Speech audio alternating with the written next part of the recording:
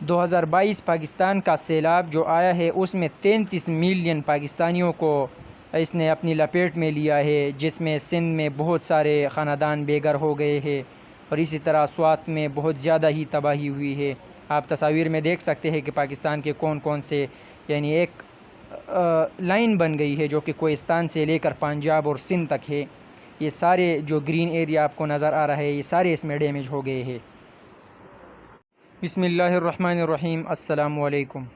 پاکستان میں 2022 کا سیلاب جو آیا اس سے متاثرہ بہت سارے علاقے، جن میں سوات، شنگلہ، در، کوہستان، تاکوٹ اور نیچے کی طرف یعنی اور صوبوں میں پنجاب بھی شامل ہے، سندھ بھی ہے، کوئٹہ کا چمن بارڈر سارا پانی کے نیچے آ گیا ہے اور اسی طرح بہت زیادہ جانی اور مالی نقصان ہوا ہے پورے پاکستان میں۔